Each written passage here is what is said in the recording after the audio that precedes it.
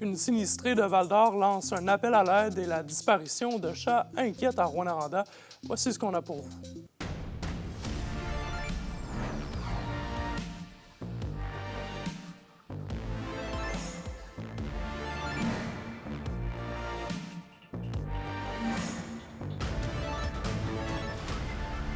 Bonsoir tout le monde, ici André Audet, bien heureux de vous compter parmi nous.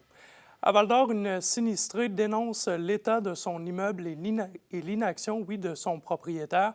C'est que depuis la fin du mois de juillet, elle cherche désespérément un logement pour elle et ses enfants.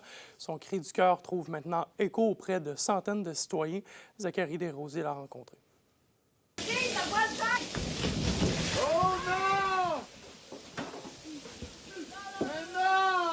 Roxane Charbonneau lance un véritable cri du cœur.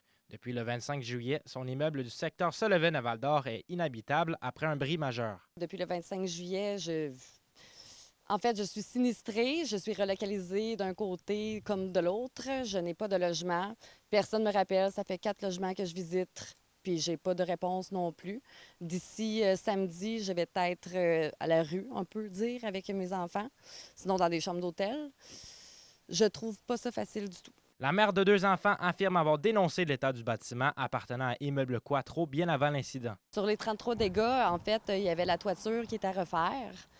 Et il y a une badge bleue sur le toit depuis 3 ans, mais depuis le sinistre, en fait, le toit, oui, il a été refait, mais c'est sans compter tous les autres problèmes qui n'ont pas rapport avec le toit. Mais les réparations ne sont pas adéquates pour régler le problème. Ça peut empirer la situation comme ça peut la régler temporairement. Déçue du manque de réponse, elle s'est tournée vers les réseaux sociaux. Sa vidéo TikTok a explosé en popularité. 2 mois, en fait, j'ai tellement demandé de l'aide à toutes les opportunités qui se présentaient à moi que je n'en ai pas reçu.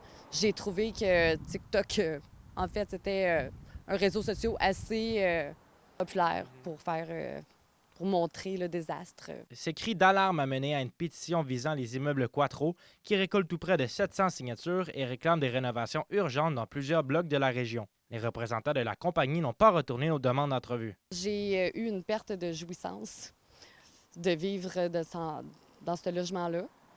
J'ai jamais eu un mois que je me suis sentie bien sans avoir peur. La population est le dernier espoir de Roxane. Je fais un appel à tous les propriétaires qui pourraient me donner la chance de me relocaliser, de m'aider, s'il vous plaît. C'est une urgence. Zachary Desrosiers, RNC Nouvelles, Val-d'Or. Vous êtes peut-être propriétaire d'une petite bête à poil, oui, eh bien, soyez vigilants avec vos animaux puisqu'il y a présentement une hausse des disparitions de chats à Rouyn-Noranda et Val-d'Or. Sophie, le refuge de la Bonne Étoile, a lancé un message de prudence, oui. Oui, sur les réseaux sociaux, hier, le refuge qui vient en aide aux animaux abandonnés s'inquiète de recevoir un nombre anormalement élevé de signalements concernant des animaux disparus. On parle d'appels reçus à tous les jours et c'est principalement dans le secteur de Rouyn-Sud, aux alentours de la montée du Sourire, que c'est préoccupant. Mais il y a des gens dans les commentaires qui disent également avoir été témoins de disparitions à Make-Water, à Évin, dans le quartier Sacré-Cœur également, à Noranda-Nord aussi. Donc on sent l'inquiétude vraiment chez plusieurs d'entre eux. La directrice du refuge La Bonne Étoile nous donne quelques conseils pour protéger les félins. Le garder à l'intérieur. Je sais que ça semble, c'est facile à dire, moins facile à faire quand un chat est habitué à aller à l'extérieur. Il veut y aller. C'est super enrichissant pour lui.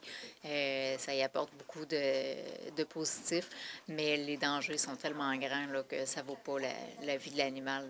Donc, les garder à l'intérieur ou du moins les laisser à l'extérieur sous supervision attachée. Et bon, Sophie, là, c'est quoi les causes de ces disparitions? Les principaux coupables, eh bien, ce sont les prédateurs. On parle de coyotes et de renards qui ont été aperçus à plusieurs reprises à Rouyn-Noranda et dans les quartiers ruraux autour. Les chats sont donc victimes d'attaques. Il y en a même certains qui ont été retrouvés sans vie. Et malheureusement, malgré les efforts du refuge, le pourcentage de chats qui reviennnent est très, très bas selon la directrice. C'est déjà un enjeu qu'on a remarqué. L'année passée, on a fait la même publication. Fait que je vous disais, depuis quelques années, là, on remarque une hausse de prédateurs. Construction de logements aussi aux abords des forêts. Hein, les animaux, ils perdent un peu leur espace, fait qu'ils doivent aller en ville pour se nourrir. Puis, en ayant accès à un beau buffet, bien, c'est sûr qu'ils vont revenir là, si ils ont la chance. À Val-d'Or aussi, la SPCA note une hausse des appels pour des disparitions de chats, mais ce serait plutôt dû au manque de vigilance des maîtres, puisqu'il y a moins de prédateurs qui sont observés dans ce secteur plus urbain. Heureusement, là, les refuges d'Abitibi-Ouest et du Témiscamingue ne sont pas témoins de situations préoccupantes comme ça en ce moment. C'est bon à savoir. Merci beaucoup, Sophie. On continue en parlant de transport en commun alors que la Ville de Rouyn-Noranda procède dès demain à plusieurs changements et améliorations à son service. Les usagers pourront désormais compter sur plus de trajets. Olivier Morin nous résume.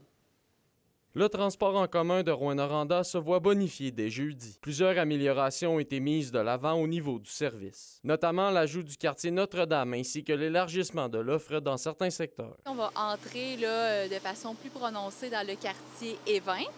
Et on a fait quelques ajustements d'arrêt, là, mais c'était ni plus ni moins là, en termes de sécurité là, des usagers et des autobus. Donc, c'est des ajustements, somme toute, mineurs là, à certains niveaux. Et la bonification permet désormais aux usagers de suivre en tout temps les trajets grâce à l'application ZenBus. Par ailleurs, l'application a également contribué à l'ajustement des horaires et des fréquences. Ça nous permettait aussi, nous, en tant que gestionnaires du service, de voir à quelle heure les autobus passaient réellement à tel arrêt.